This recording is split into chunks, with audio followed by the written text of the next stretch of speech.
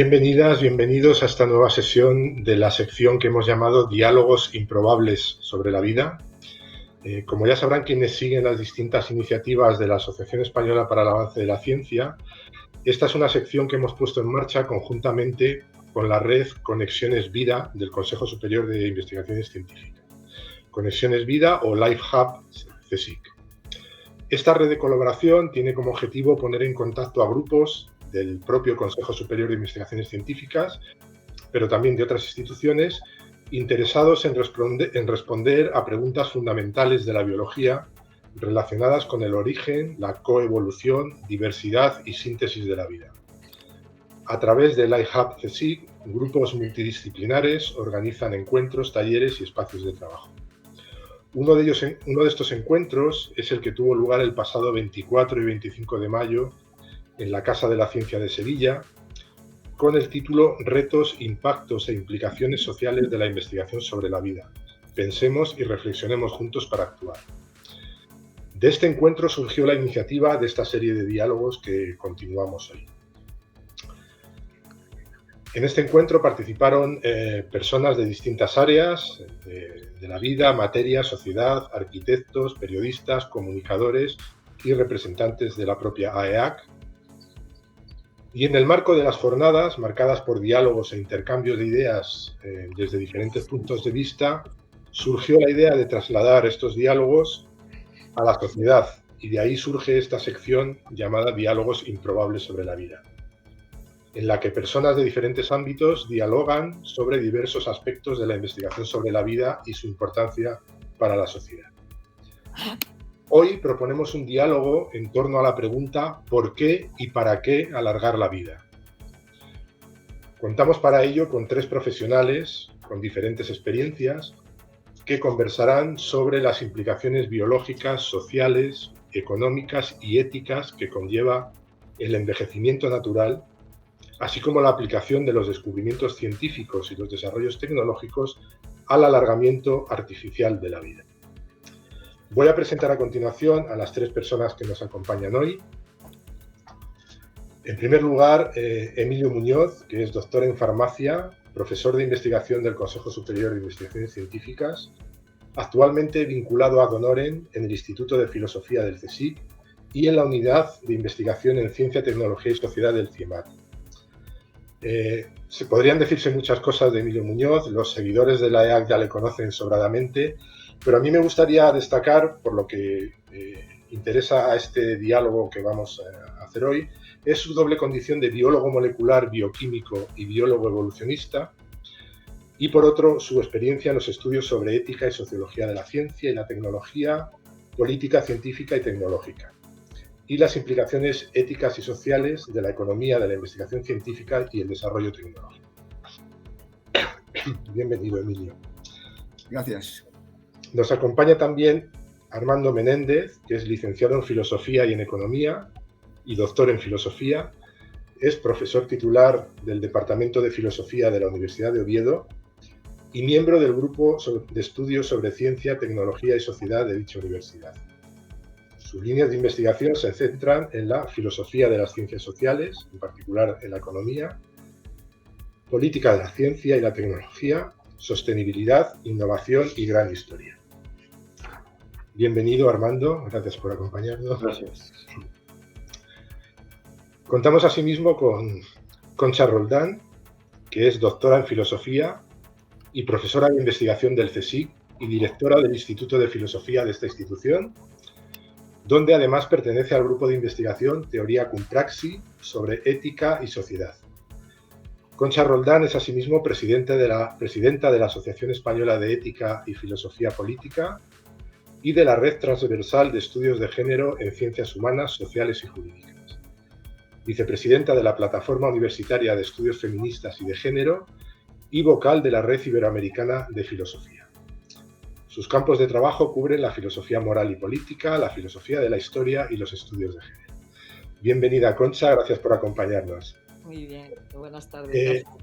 Una vez presentadas las tres personas que van a llevar a cabo este diálogo, esta conversación, por mi parte simplemente decir a modo de presentación de los temas que probablemente saldrán a colación durante este diálogo, como la reflexión sobre el concepto de vida, la vida y la muerte, la prolongación de la vida en buenas condiciones de salud física y mental, el transhumanismo y poshumanismo, los efectos sobre la economía y sus indicadores, la contribución de las personas mayores a la economía del cuidado o de los cuidados, los retos demográficos que plantea el aumento de la esperanza de vida y el consecuente envejecimiento de la población, los efectos sobre las esperanzas de los jóvenes, sobre el incremento de la población y consecuentemente sobre el planeta y sus recursos, o la desigualdad relacionada con el acceso a las tecnologías para la prolongación de la vida. Estoy seguro que muchos de estos temas, algunos de estos temas y algunos otros, saldrán, como digo, a colación en este diálogo. Y sin más, voy a ceder la palabra en primer lugar a Emilio Muñoz y a continuación pues, se desarrollará el diálogo. Gracias a los tres y bienvenidos a este diálogo. Bueno, lo primero es saludar a mis dos compañeros de este diálogo, a Concha y a Armando, buenos amigos con los que hablamos mucho y vamos a ver si conseguimos avanzar en este difícil reto que se plantean. Yo participo hoy esencialmente en mi condición de biólogo porque los biólogos que nos hubiera gustado que estuvieran pues no se han atrevido pensando que es que había que ser un experto en envejecimiento. Yo la única experiencia o expertise que tengo es mi propia vida, que he envejecido. Pero sí quiero hablar como biólogo en el sentido de que primero la pregunta que planteaba nuestro presentador, Jesús Rey, es ¿de por qué y para qué? Bueno, lo curioso es que el envejecimiento o el alargamiento de la vida ha sido consecuencia prácticamente de un proceso natural. Es decir, condiciones de vida mejores, salud pública, mejora de las condiciones de vida, pues han llevado a que exista esta prolongación de la vida. Lo curioso es que, sin embargo, esto que es natural y que por lo tanto pues podría ser hasta un evento que se mirara con cierta satisfacción o se pretendiera que alcanzaran ciudadanos y ciudadanas que no disponen de esas condiciones por las que se ha alcanzado esta situación, pues no ha llegado a ello porque ha habido una pequeña minoría, la minoría de las que en economía se llama, que ostentan el 99% o el 90% de la riqueza del mundo, que se han empezado a preocupar por este tema del transhumanismo, es decir, de intentar un alargamiento, si fuera posible, de la vida artificial hasta límites que no sé si ellos mismos son conscientes de que podrían llegar.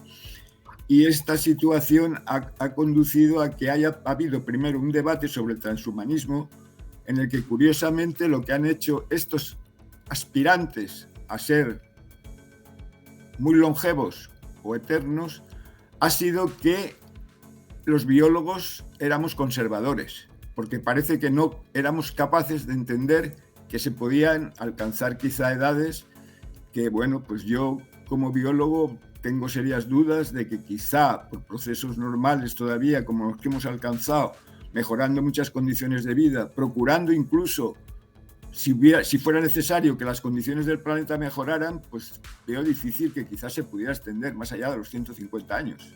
Lo digo así, simplemente como una reflexión. Entonces, este transhumanismo, pues lo que refleja al final es una posición de egoísmo que, por lo tanto, lo que ha habido que hacer, y en eso he tenido que discutir, es los problemas éticos que se derivan. Y efectivamente, las desigualdades van a estar presentes. Por otro lado, hay que reconocer que también un envejecimiento de la población lleva problemas que preocupa bastante a los economistas, porque, bueno, parece que no se puede ser tan productivo, que efectivamente ya no está la gente activa plenamente con esta idea del crecimiento.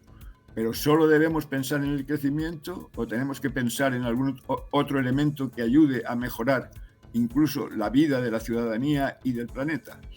Y por otro lado está la cuestión de que también hay una economía del cuidado, hay una filosofía del cuidado que tenemos que desarrollar, hay una ética del cuidado, y todo esto lleva a que expertos en salud, expertos en tratamiento del conocimiento y de la relación emocional, expertos en mejorar la salubridad de una población todavía con más problemas, pues sería quizá una iniciativa muy interesante que podría llevar a que también se derivaran hasta beneficios, no solo para los propios que experimenten esta situación, sino incluso para toda la sociedad que les rodea.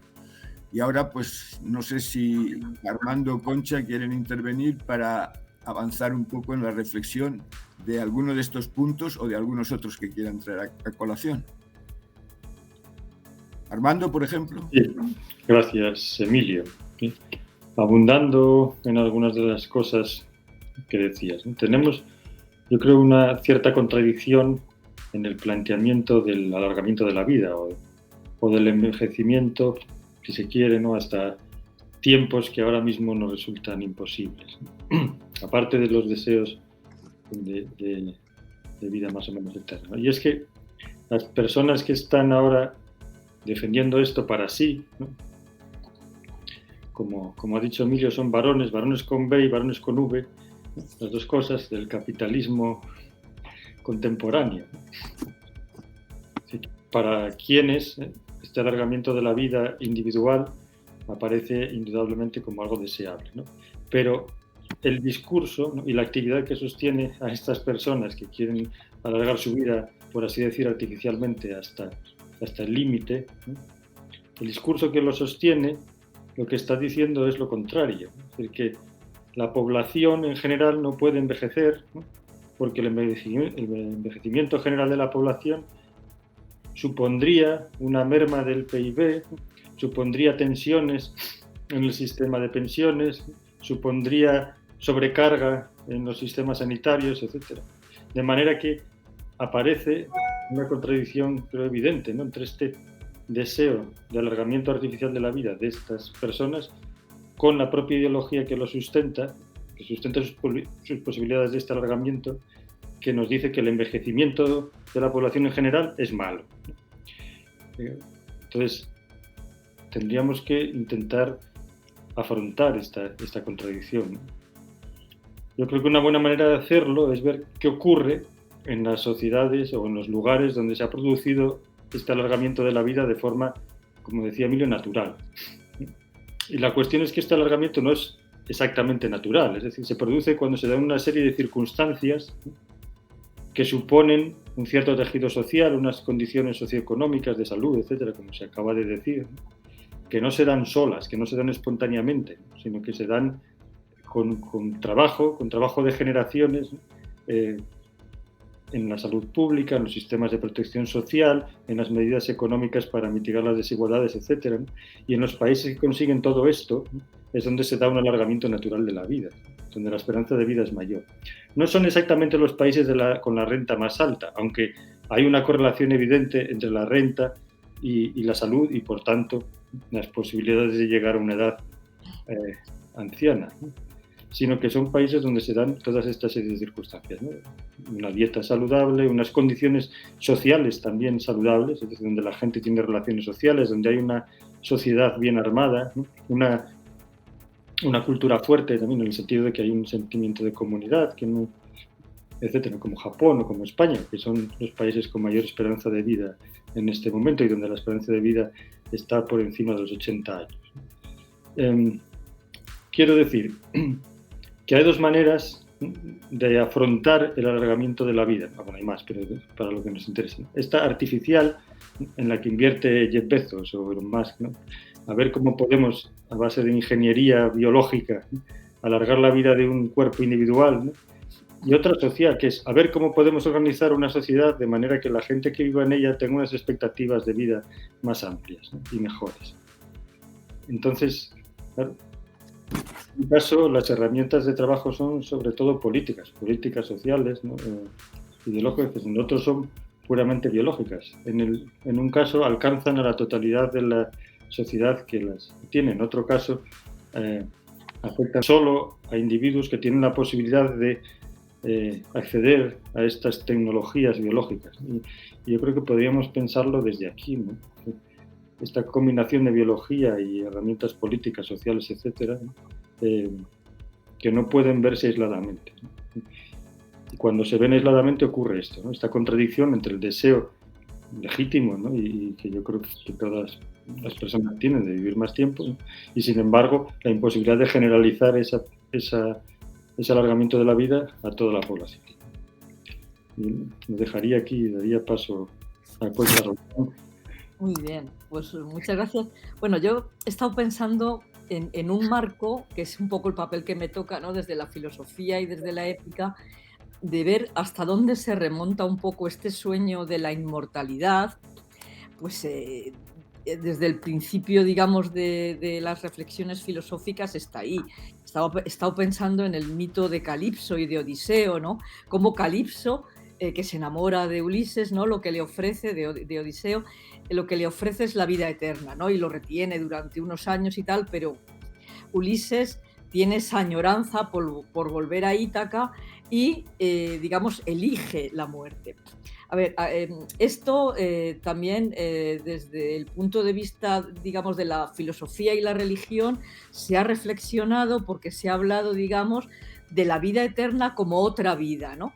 Entonces ahora yo creo que lo que con el transhumanismo experimentamos es que esa vida eterna de otra vida lo que se quiere es traer a esta vida, ¿no? Entonces a mí me hace pensar, y creo que es una de las reflexiones clave de este diálogo, en cómo la vida y la muerte siguen siendo relacionales, como diría Leibniz, ¿no? O sea, la muerte, el que haya un fin, es lo que nos ofrece un mayor valor a lo que tenemos, ¿no? Porque sabemos que esto se acaba, procuramos vivir con intensidad, con ilusión. Sin embargo, bueno, no sé si recordáis también que Borges, que lo he estado buscando estos días, después del otro día que conversábamos sobre esto, tiene un cuento muy bonito que se llama justamente El Inmortal. Y termina hablando del aburrimiento que supone una vida que va a ser, digamos, alargada de esta manera y nos lleva al punto en el que yo creo que está un poco nuestra discusión, que es el sentido qué sentido puede tener alargar la vida y qué es lo que se quiere mejorar. Esa sería una de mis preguntas. Como filósofa ética, la que yo me pregunto también es, ¿debemos hacer todo lo que podemos hacer? Es decir, porque sea posible desde la biología rejuvenecer las células o alargar la vida de esta manera, ¿debemos hacerlo porque se puede hacer y los conocimientos y los avances científicos nos llevan a ello? ¿Qué es lo que realmente se quiere con alargar la vida? Yo creo que lo habéis apuntado los dos. O sea, se quiere mejorar la vida, pero ¿la vida de quién? ¿La vida de quiénes? Claro, yo no puedo pensar desde la ética y la política más que de una manera democrática. Es decir, si se va a alargar esto, pues que se alargue para todos y para todas. Que Armando lo ha apuntado.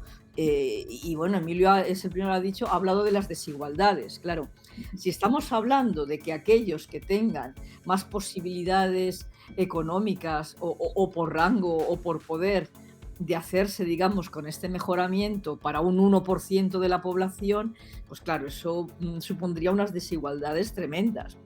Pero si además hablamos de varones con V, claro, el tema del cuidado es fundamental, porque claro, estamos hablando de alargar la vida, no tanto de una eterna juventud, sino de alargar la vida en los últimos años, ¿no? Es decir, de que haya un mejor envejecimiento y que haya una mejor calidad de vida de lo que llamamos la ancianidad o la tercera edad o como queramos llamarlo, ¿no?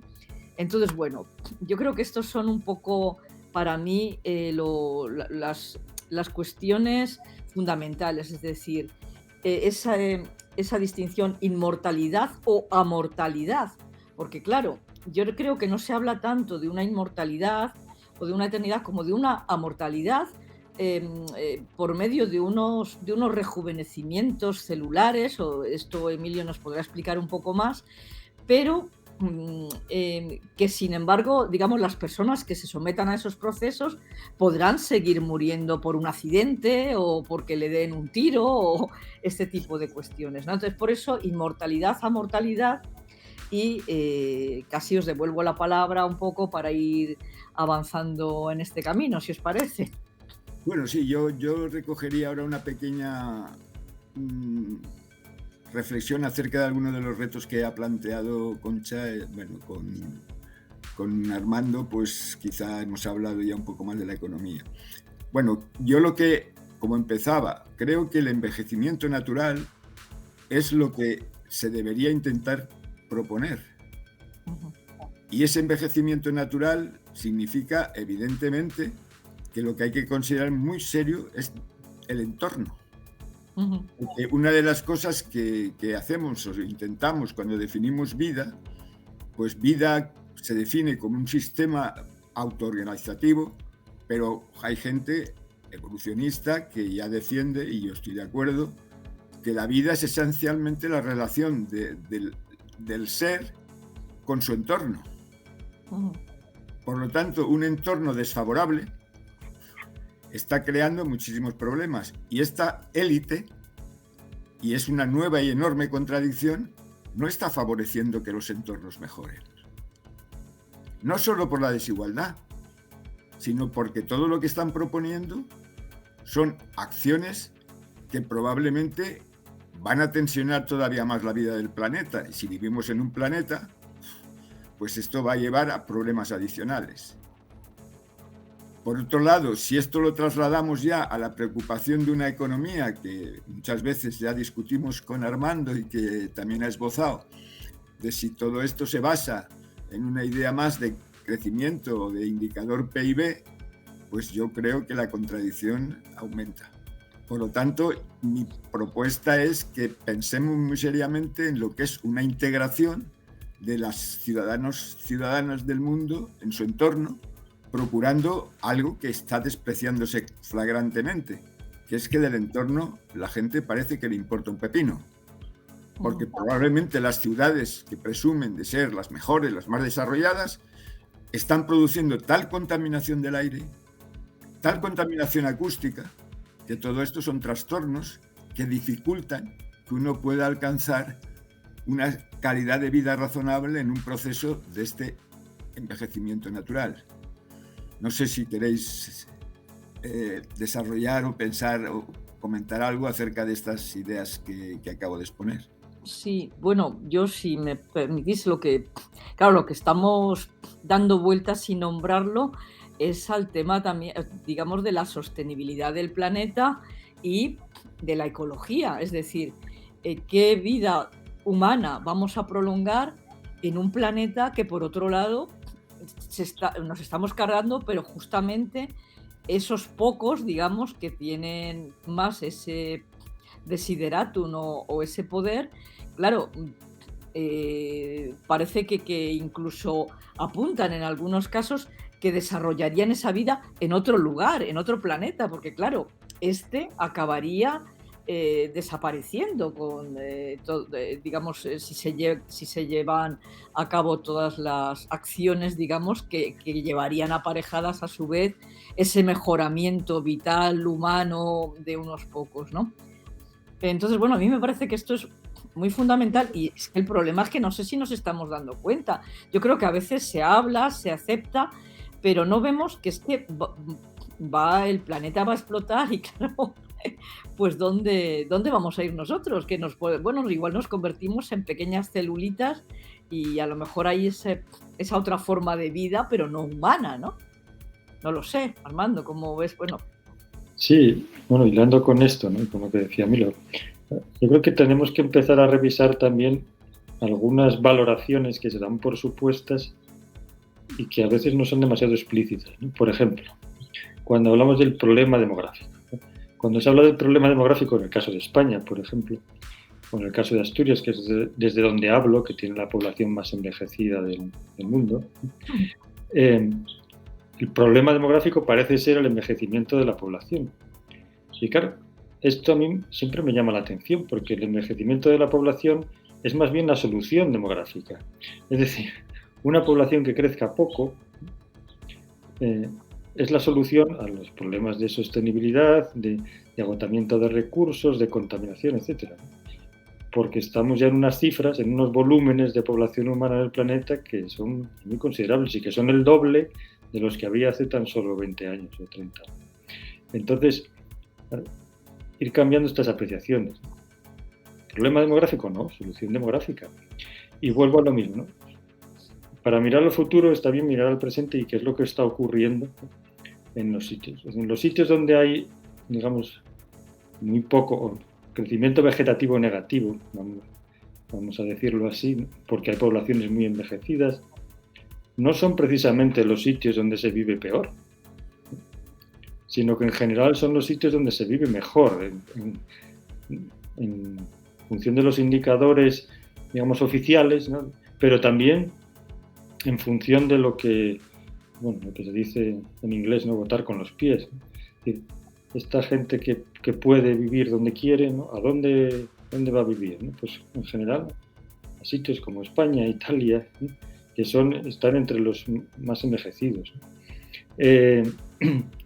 Entonces, contra lo que se dice normalmente, hay una correlación positiva entre la población envejecida y la renta y la buena vida. Y esto yo creo que nos debería hacer pensar. Sí, pero perdona, ¿queremos una sociedad envejecida? ¿Queremos una sociedad en la que no haya niños, no haya jóvenes? No, es decir, entonces, claro, pero es que esta es la cuestión. Pero en las sociedades como esta, no es que no haya niños, es que hay menos en proporción de los que había hace unos años. Y luego, esta situación de envejecimiento es transitoria, claro. Quiero decir que a medida que se van muriendo las generaciones mayores, la pirámide de población deja de estar invertida, ¿no? y se convierte en más estable. Pero claro, aquí yo creo que el problema vuelve a ser la lectura negativa de estos fenómenos es por una cuestión económica, yo creo muy evidente, ¿no? Y es porque amenaza las cifras de crecimiento del PIB puro y duro, tal y como se mide, ¿no? Y por los sistemas de pensiones, que sobre todo, por ejemplo, como en el caso de España, cuando hay pensiones de reparto, no de capitalización, pues evidentemente una población que va envejeciendo, donde la proporción de población que cobra pensión es mayor que la población que la paga, ¿no? Que es la población activa, pues entonces genera un problema. Pero si este sistema de pensiones se hubiera pensado de otra manera, pues este problema también se diluiría. Es decir, y lo que convendría pensar también es no cómo combatir el envejecimiento, sino cómo afrontarlo. Es decir, qué estructuras sociales necesitamos para asumirlo, ¿no? y adaptarnos a él, no al revés. Porque además, insisto, el deseo individual de tener vidas más largas me parece perfectamente legítimo y universalizable, ¿no? Vidas más largas y mejores, es decir, mejor, claro, entiende. Bueno, yo en cualquier caso querría plantear que además desde la idea de la ciencia que puede ayudar a esto, hay un elemento que a mí me gusta mucho y que incluso cuando digo que el envejecimiento natural ha resultado de condiciones de vida natural, siendo más o menos, no sé si una pequeña tautología, es que hay un elemento que a mí me encanta, que es la prevención. Y yo sé que ahora hay iniciativas que, por ejemplo, están tratando de prevenir incluso la dependencia. Porque, por ejemplo, si hay personas que son propensas o proclives a sufrir enfermedades que van a ser mucho más acusadas con la vejez, como por ejemplo que tengan algunos problemas en la columna vertebral, en los músculos, en las piernas, etcétera, pues todo esto puede hacerse cuando son incluso muy jóvenes, previniendo, haciendo ciencia para esa prevención. Por lo tanto, se podrían aumentar enormemente incluso nuevas formas de entender la biología del envejecimiento. Se podrían crear iniciativas nuevas, se podría plantear algo que no sea solo una medicina paliativa, que es lo que a veces ocurre esencialmente también con las personas de mayor edad, sino con una trabajos que generarían nuevas profesiones. Lo que falta es imaginación, en mi opinión, entre todos los que lideran el mundo, porque se han obsesionado, y es que yo tengo en eso un defecto casi obsesivo, de una economía del crecimiento, de que todo tiene que crecer constantemente, cuando a lo mejor si se empiezan a usar otros indicadores, podría justificarse en términos de rendimiento de algunos otros parámetros. Y le lanzo un pequeño reto a mi amigo Armando para ver si se anima a entrar por este territorio.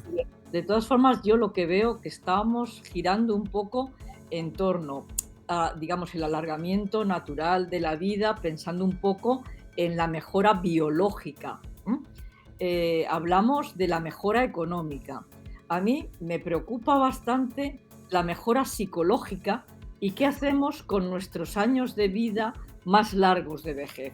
Os digo concretamente a qué me estoy refiriendo. He estado ahora unos días en el sur de Tenerife, porque también lo que se observa es que hay en la población rural suele tener también naturalmente una vida más larga. No sé si mejor en condiciones, pero sí más larga. Pero claro, ¿qué es lo que ves? A las personas muy mayores al atardecer sentadas en el banco de la calle del pueblo por donde yo estaba dando los paseos, buenas tardes, como mucho conversando con alguien.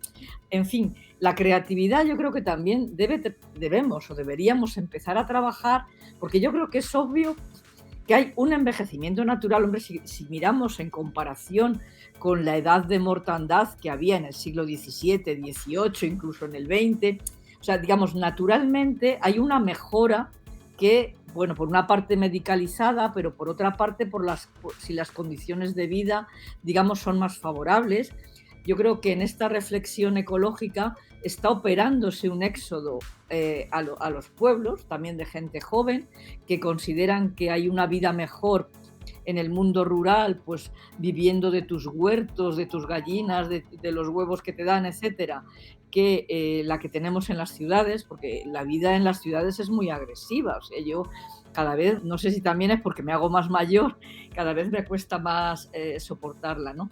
Pero yo creo que deberíamos desarrollar no solo un aumento, digamos, de posibles o residencias o lugares que puedan acoger a las personas que no se pueden ya valer tanto por sí mismas, digamos, frente a las guarderías de los niños, que parece que hay menos, pues porque hay menos niños, sino que debe haber un diálogo también de qué tipo de sociedades queremos para que las personas que entran en el momento de la jubilación, hay muy pocas que realmente saben qué hacer con ese tiempo que de pronto tienen y con una vida que parece que es mejor, ¿no? O sea, yo creo que eso debería ser también un reto político de las sociedades en las, digamos, que parece que van a ser más envejecidas, que ya lo son, ¿no? Ujú. Y a mí me preocupan sobre todo, todavía no lo he sacado mucho, pero me preocupa sobre todo el papel de las mujeres, porque las mujeres, sobre todo mayores ahora, me refiero a las mujeres que tienen ahora, pues sobre todo en torno a los 70 años, 60 y muchos, 70, hay una gran mayoría, por lo menos en España, que no han trabajado, que han sido la señora de fulano, que si trabajaban dejaron de trabajar para cuidar a sus hijos.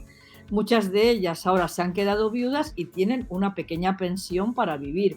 ¿Qué pasa con ese gran grupo de población que a lo mejor ahora va siendo menor? Porque ahora casi todas las mujeres trabajamos, ¿no?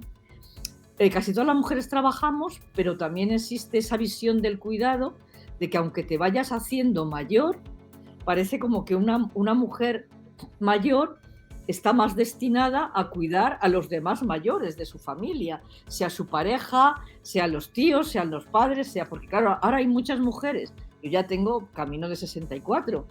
Mis padres desgraciadamente ya fallecieron, pero yo veo a mi alrededor mujeres de mi edad que están ahora cuidando a sus padres o a la tía abuela, etcétera, ¿no?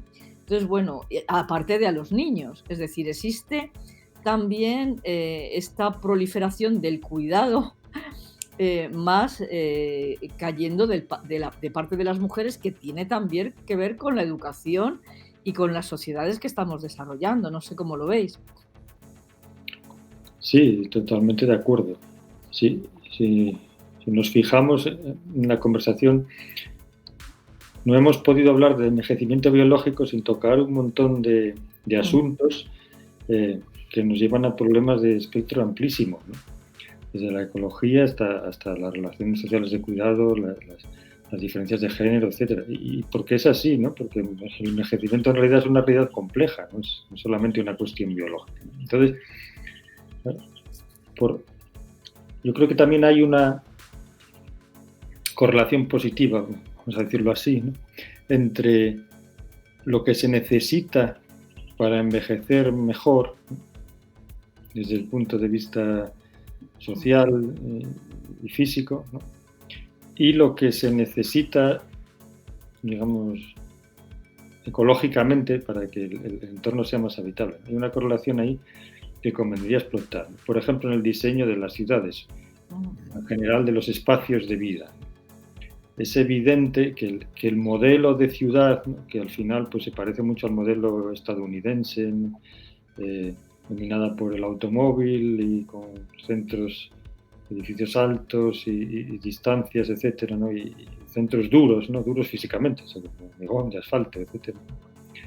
Es el que ha dominado el desarrollo de muchos lugares y que no es apto para un envejecimiento saludable, ni física ni socialmente.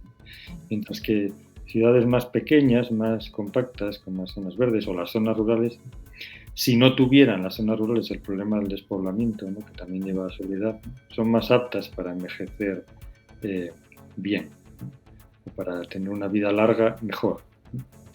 Entonces, un frente posible es este, ¿no? Repensar los espacios físicos en los que vivimos, porque muchos de los problemas que vemos tienen lugar con esos espacios, por culpa de los diseños de esos espacios físicos, ¿no? Nos pasamos muchas horas del día en los sitios urbanos, ¿no? En lugares mal ventilados, ¿no? Con aire no limpio, ¿no? Comiendo cosas que pueden tener efectos importantes sobre la salud, ¿no? Cancerígenos, obesidad, enfermedades coronarias, etcétera, ¿no? Entonces, habría que ir cambiando todo eso, ¿no? Y para las actividades lo mismo, ¿no? Lugares donde es fácil salir a pasear, donde es fácil encontrarse a gente, la misma gente en el mismo sitio, donde es fácil tener rutinas, etcétera. Eso ayuda a envejecer mejor. Y las ciudades no están pensadas para eso, las grandes, no están pensadas para pasar, para circular, no para estar. Entonces, también... Mira, siempre un eslogan kantiano, muy kantiano de tiempo y el espacio, que sería: mejoremos los espacios para poder vivir mejor más tiempo. Bueno, en cualquier caso, yo estoy siguiendo, porque me pasa ya demasiado desde los tiempos que he podido alargar la vida, en interesarme por en muchas más profesiones y más iniciativas. Estoy sorprendida de ir leyendo, aunque no puedo dedicarme en profundidad, a movimientos de urbanistas que están tratando de avanzar en este sentido. Y que obviamente, por lo que he podido leer en estos últimos días, se están primando ya con los premios tradicionales, porque bueno, en ciencia siempre hablamos de los premios Nobel, pero en arquitectura pues hay varios premios, ¿no?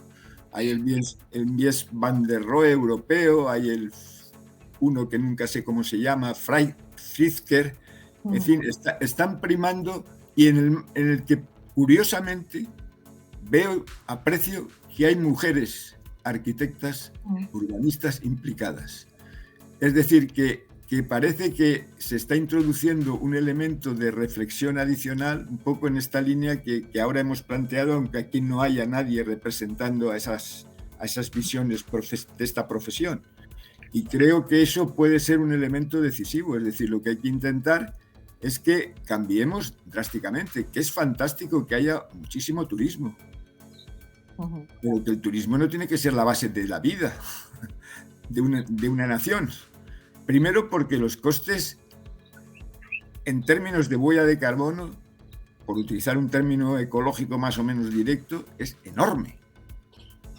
Y esa desesperación porque tenemos que volver a la normalidad del turismo, pues bueno, muy bien, pero quizá no eso es a lo mejor lo necesario incluso cuando se ha planteado esto, que era muy bueno de hacer las vacaciones de invierno para los mayores y que los hoteles, bueno, pues a lo mejor hay que intentar entender y comprender otras dinámicas que permitan una riqueza mucho mayor de creatividad, de interacción, incluso como se está produciendo favorablemente, porque también lo escucho, que hay personas, hombre, no muy mayores, pero bastante mayores. Bueno, el otro día se celebraba en una radio que había una persona que había sacado el bachillerato a los 87 años. Y explicaba por qué. Dice que, bueno, porque tenía tantas ideas en las que había desarrollado en su práctica como trabajador en el ámbito, creo que era de la construcción de buques o lo que fuera, que le permitía ser muy útil. Es decir, que tendríamos que incentivar también a las personas que van siendo mayores para que aprovechen la riqueza de quizás ese término que podemos llamar experiencia de vida, para que pudieran aportar nuevas cuestiones que permitirían además toda una relación de que a mí me preocupa mucho, pues de intergeneracionalidad, de cercanía, además de esto que cuando no pueda haber más remedio, pues haya una economía del cuidado, pero que sea del cuidado de verdad y no de un intento, como se ha producido y hemos visto desgraciadamente con la COVID, de que había bastantes tiburones metidos en el negocio de las residencias. Entonces yo creo que eso es un proceso maravilloso para que desde el debate serio, reflexivo, que a mí me gusta, a pesar de que como todo ahora tiene que ser muy rápido, pero insisto, es que me he sorprendido favorablemente que hay movimientos de urbanismo muy serios que van intentando hacer algo, un cambio también un poco en la línea que apuntaba Armando, a pesar de que él no sea urbanista o que sea un especialista en urbanismo, que a lo mejor también lo es, porque es un hombre intenta ser bastante polifacético, o a ti que te está preocupando lo de la creatividad o de la vida de la creatividad en los mayores, ¿no? Sí, no, yo curiosamente, por casualidad, he entrado en contacto también con un grupo que son arquitectas muy jóvenes, o sea, pues, bueno, en torno a 40 años, ¿no? Y yo creo que este grupo que yo he conocido, sobre todo la pandemia, digamos, ha dado esa idea un poco de crear esas casas en las ciudades que bien tengan los patios o más patios con un poco de árbol, o patios, o jardines, o terrazas, donde, digamos, vuelva a aparecer un poco el verde, el árbol, las flores, que es esa parte de la naturaleza, ¿no? Entonces, bueno, eso me parece interesante porque es un poco, bueno, traer un algo de la vida rural a la vida de la ciudad, pero en el ámbito más privado, es decir, no solo que debería haber más parques y más jardines públicos, sino que dentro de cada finca, para entendernos, que estamos hablando compartida, ¿no? O sea, me refiero a las fincas compartidas, las casas de vecinos, ¿no? Como la que yo vivo. Eso por una parte. Y luego me parece muy interesante, Emilio, lo que comentas de estas personas mayores que estudian, porque eso es lo que a mí me preocupa, digamos, como el aspecto psicológico, que no debemos olvidarnos, porque, a ver, lo he mencionado antes un poco de pasada comparando el envejecimiento con los niños pequeños. El concepto que había de guarderías, cuando mi niña era pequeña, por ejemplo, había grandes guarderías que eran un poco como aparcaniños, ¿no? Igual que el concepto de residencias de mayores, tienen un poco este concepto de aparcamayores, es decir, pero eso no es justamente desarrollar la vida, porque la vida psicológica y el mantenerse en el envejecimiento mejor, combatiendo también las llamadas enfermedades mentales, demencias seniles, etcétera, yo creo que tiene que ver también mucho con ejercitar el músculo cerebral, ¿no? Y seguir aprendiendo, seguir estudiando en la medida que cada uno pueda y descubrir que eso es lo que mejora también tu vida y te permite hacer cosas que no has podido hacer a lo mejor en tu vida activa, ¿no? Cuando estabas trabajando para ganar tu sueldo, ¿no? Entonces, bueno, te lo lanzo otra vez ahí lo económico, porque yo sé, Armando, que tú ahí estás con el tema. Yo creo, a mí me has convencido. Yo creo que eso habría que convencer a los que tienen la capacidad de decisión en ese sentido, ¿no? para ver que una población, digamos, más envejecida no tiene por qué ser costosa económicamente para el resto de la población, ¿no? Fernando, ¿quieres seguir en esto? Este movimiento, digamos, urbanista es ya, por lo menos desde los años 60, ¿no? La autora de referencia en esto es Jane Jacobs, que es de los años 60 de Estados Unidos, ¿no? Pues ya tratando estas cuestiones.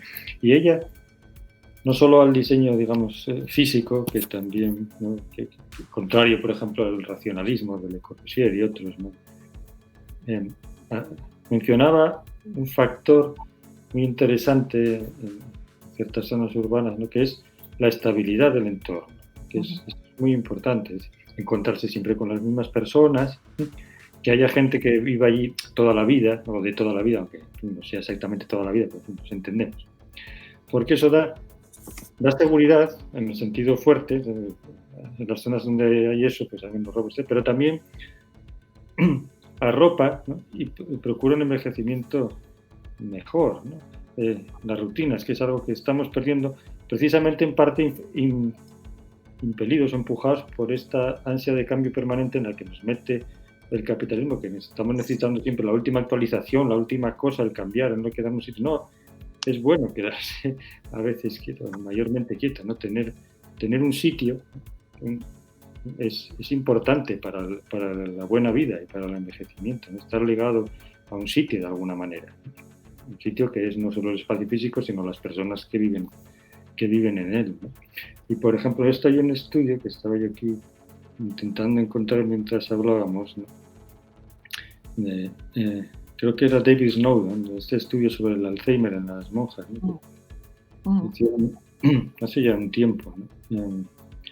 Hicieron un estudio de monjas estadounidenses y encontraron que estaban aparentemente bien, ¿no? Ellas se dejaron, cuando iban muriendo, eran muy mayores, ¿no? Les hicieran autopsias, ¿no? Y encontraron que en la mayoría de los casos los cerebros presentaban Alzheimer, ¿no? Físicamente presentaban todos los daños físicos del Alzheimer, pero ellas no lo manifestaban, y en parte porque habían podido mantener, ¿no? Su vida de rutina, el contacto con las demás, ¿no? La vida activa dentro de un orden, ¿no? Con sus horarios, sus acciones, sus conversaciones, sus lecturas, ¿no? Y esto les había dado una vejez de mucha más calidad, a pesar de que físicamente, ¿no? Habían sufrido, digamos, el impacto del Alzheimer en muchos casos, ¿no? Este fue un estudio muy llamativo por eso, ¿no? Y esto, extrapolando esto, ¿no? Pues podemos ver la importancia que tiene esta estabilidad del entorno, y remarco esto porque es que no es una cuestión accidental, es que la inestabilidad del entorno es una de las consecuencias, desde su lógica necesaria, de la lógica capitalista contemporánea, o capitalista salvaje, ¿no? Que está obligando siempre al cambio, al movimiento, claro, y por lo tanto empujaría a envejecimiento peor. Parece que esté yo siendo un enemigo enorme del turismo, ¿no? Pero yo creo que el turismo sea un objetivo, alcanzar que hayan 93 millones de personas moviéndose por un país de 43 millones, me parece una locura. Claro, por muchas razones. Me parece por muchas razones. Pero eso no quiere decir que el turismo tendría, pues, que si quiere también intentar avanzar en esta idea de que hay que crear también estabilidad de entornos. Claro. Es decir, sería una pequeña revolución, se me está ocurriendo sobre la marcha, una profunda revolución en el concepto mismo de turismo, es decir, crear más estabilidad que no obsesión de movimiento de que hay que estar o de que hay que estar visitando cosas, ¿vale? Sí, a lo mejor hay que estar visitando, pero con objetivos que sean otros que el mero hecho de moverse.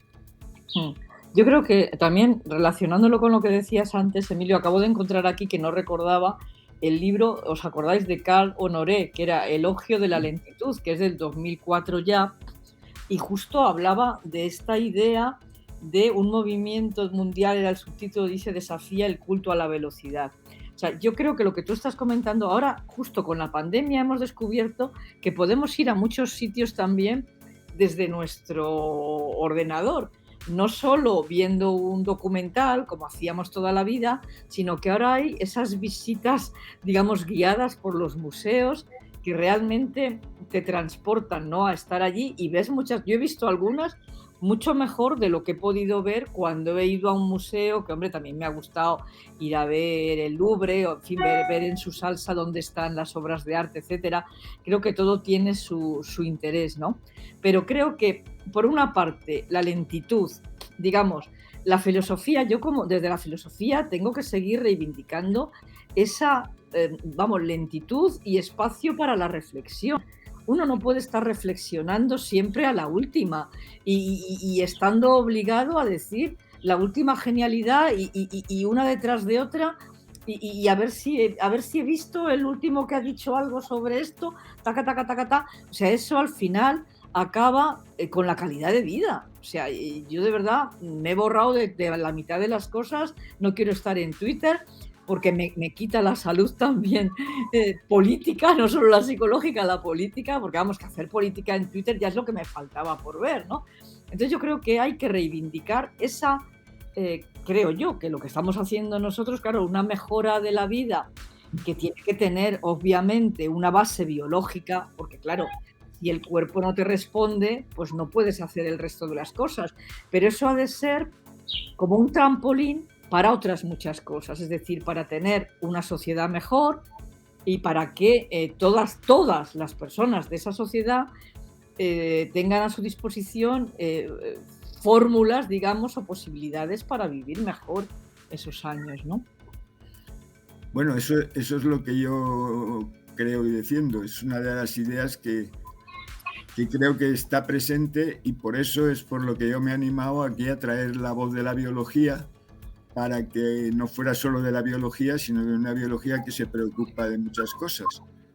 Y curiosamente creo que estamos llegando, aunque no ha aparecido por ahí nuestro moderador para decirnos que estamos llegando. No lo ha puesto ahí. Vale, pues quiero decir que lo que tenemos que considerar es que obviamente y curiosamente lo que nos ha unido aquí, que es esta acción que hemos tenido con esta idea del Life Have Vida, es que todo lo que cubre el Life Have Vida, con algunos aledaños de otros Life Have de arquitectura o urbanismo, otro, podían llevar a una integración muy interesante, porque claro, ¿qué es lo que pretende el Life Have? Comprender el origen de la vida, la diversidad, la coevolución y hasta meterse en la idea esta de una eventual vida sintética, pero también para poner de relieve, y por eso fuimos contactados, Jesús y yo, en un momento, para que habláramos de las implicaciones pues, sociales, económicas, éticas. Bueno, era una tarea muy difícil, pero quisimos que se articulara alrededor de ir juntando personas de diferentes formaciones y disciplinas, como hemos intentado también un poco con este diálogo. Bueno, yo quería permitirme la interrupción en este interesante diálogo, simplemente avisaros de que para cumplir el horario que teníamos previsto, pues nos quedan 8 o 10 minutos para que hagáis los comentarios o las reflexiones que creáis conveniente para terminar. Yo he hecho casi ya lo que consideraba como una terminación por mi parte, así que le dejo a Armando y a Concha para que hagan sus definiciones un poco finales, porque esta reflexión mía la he planteado casi un poco como esto, es decir, más bien a la integración, al aprovechamiento de estas iniciativas que no son ya el clásico proyecto de crear nuevos conocimientos, sino de integrar conocimientos, favorecer relaciones y favorecer la interacción. Si vamos por una vía de esta, que les cuesta a veces entenderlas a los que financian proyectos, que les cuesta bastante a veces a los que plantean una enseñanza muy disciplinar, pues creo que hay que abrir muchos espacios de interacción y de diálogo con gente que a lo mejor no forman parte de nuestras propias áreas de trabajo, no forman parte de un instituto de o una facultad de, sino que hay gente de facultades, gente de institutos o gente que han trabajado a lo mejor en alguna otra profesión que deberían formar parte de proyectos que lleven un poco en esta línea. Este es mi comentario final, pero lo dejo ya, ya me callo para que tanto Concha como Armando pues traten de cerrar. Si no sé, ¿quieres tú hablar, Armando? ¿Quieres? Bueno, sí, simplemente abundando en lo que decía ahora Emilia, ¿no? Pues los temas que hemos sacado en la conversación, ¿no?, apuntan a que efectivamente desde una perspectiva monodisciplinar, por así decir, pues no se puede llegar muy lejos en los problemas complejos, y la mayoría de los problemas que tenemos son complejos. Pero es que la biología misma, ¿no?, nos muestra que no somos, al contrario de lo que se puede pensar desde el individualismo metodológico, la teoría económica, no somos organismos aislados, ¿no?, que evolucionamos, digamos, orgánicamente, biológicamente, con independencia de nuestro entorno, sino que evolucionamos en conjunción con ese entorno, ¿no?, que influye directamente sobre nuestro organismo. E incluso lo que nosotros hacemos, ¿no? Volviendo al estudio de Snowdon sobre las monjas, ¿no?, una de sus conclusiones más llamativas es que las monjas con mayores niveles de estudio tenían menos probabilidad de morir en general que las que tenían menos. Esto se aplica en general a la gente, ¿no? Sería largo analizar el porqué de esto es así, ¿no? Pero en todo caso, lo que hacemos, el entorno en el que estamos, influye directamente en nuestra constitución física, influye en nuestras redes neuronales, en nuestra masa muscular, en nuestra capacidad de movimiento, en nuestra vista, en nuestro oído. Nos modela también biológicamente. Entonces, el estudio biológico no puede limitarse a los sistemas, digamos, de cuerpo cerrado, ¿no? No puede hacer las cosas, no puede estudiarse desde un punto de vista estrictamente sistemático o histórico, sino que tiene desde una perspectiva contextual, y eso inmediatamente lleva a abrir la mirada a otras disciplinas, ¿no?, que permitan ver el juego de la política, de la sociedad, de la perspectiva de género, etcétera, en esa realidad biológica que es interesante estudiar. Con esto ya concluyo. Sí. No, a mí, digamos, lo que me queda después del coloquio, que yo creo que ya hemos dicho muchas cosas, yo podría repetir algunas de las que habéis dicho, pero lo que me queda un poco es la preocupación de cómo convencer a los que pueden realmente avalar el que haya proyectos de este tipo, pues como el que nosotros estamos teniendo en LifeHub, o como el que tuvimos también con Matilde, ahora no me viene el nombre, IFISO, que era el acrónimo, ¿no? Digamos, porque sí que estamos viendo que el diálogo, digamos, entre personas que se dedican al campo de la biología, de la física, en fin, los científicos, digamos, más puros, gente que conoce el tema de la economía, como es el caso de Armando, aparte de ser filósofo. Y digamos, la relación también con personas que trabajamos en ética o en política, quizá tendríamos que hablar un poco más, porque yo me he dado cuenta también que entre los filósofos políticos y los científicos políticos, digamos, los que denominan que hacen ciencia política, también hay mucha diferencia. Y con respecto al tema del envejecimiento, que en el CSIC está como muy acaparado por los demógrafos, ¿no? O sea, en el Instituto de Demografía es donde está, que me parece que hacen cosas muy interesantes, pero yo creo que debería abrirse un proyecto como el de envejecimiento. Yo creo que ya lo llevamos hablando muchos años, justamente a incluir esta interdisciplinaridad de la que nosotros estamos hablando aquí, e incluyendo a personas también de otros organismos, o simplemente que tengan interés. O sea, hay personas que a lo mejor tampoco han hecho una carrera y sin embargo tienen mucho que aportar. Yo qué sé, mismamente los técnicos que construyen prótesis, por ejemplo, que no hemos entrado mucho a hablar de este tema, digamos, del cyborg, ¿no? De cómo el mejoramiento incluye también que las prótesis, que ahora de momento son las gafas, pero ya te van poniendo los cristalinos, digamos, dentro de los ojos, los chips ya en el cerebro, etcétera. Todo eso es algo que también se está desarrollando, y hay mucho personal, digamos, técnico, ingenieros de otro tipo también, que están trabajando en esos temas, y que yo creo que estaría muy bien, porque yo pues desconozco bastante de todo eso. O sea, tengo mucha curiosidad y leo muchas cosas, pero me falta a veces una base para entender cómo puede afectar eso al envejecimiento natural, ¿no? Entonces, bueno, yo creo que ya he dicho mucho al respecto. Yo creo que ha quedado clara mi propuesta, ¿no? De que yo creo en una mejora de la vida y en que pueda haber un envejecimiento mejor para todos, pero no un alargar por alargar la vida. O sea que tiene que haber alrededor el desarrollo de una vida social y política que pueda, y económica obviamente, porque tiene que haber también para todos, llegar a todos esa vida buena económica que nos ha mostrado también Armando, ¿no? Pues bueno, yo por mi parte dejaría aquí. Yo creo que Emilio igual tiene algo más que... No, ya no quiero decir nada más. Yo por mi parte, porque me gusta mucho cumplir los horarios, creo que estamos justo en el tiempo de 1 hora que nos habíamos fijado, y simplemente agradeceros mucho el que hayamos podido llegar a hacer este diálogo improbable sobre la vida, para que haya más probabilidades a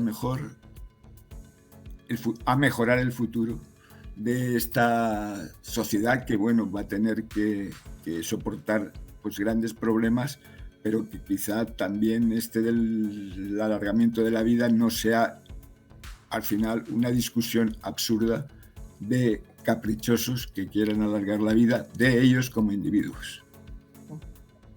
Muy bien, pues yo por mi parte también muchas gracias por la conversación y muchas gracias por el espacio también para este vídeo, y a Raúl. Y a Raúl, muchas gracias por su trabajo, por disculpar. Muchas gracias, Concha, Emilio, Jesús y Raúl, y espero que la audiencia que tengamos encuentre la conversación tan interesante como la he encontrado yo mismo. Muchas gracias. Gracias. Muchas gracias. Buena tarde.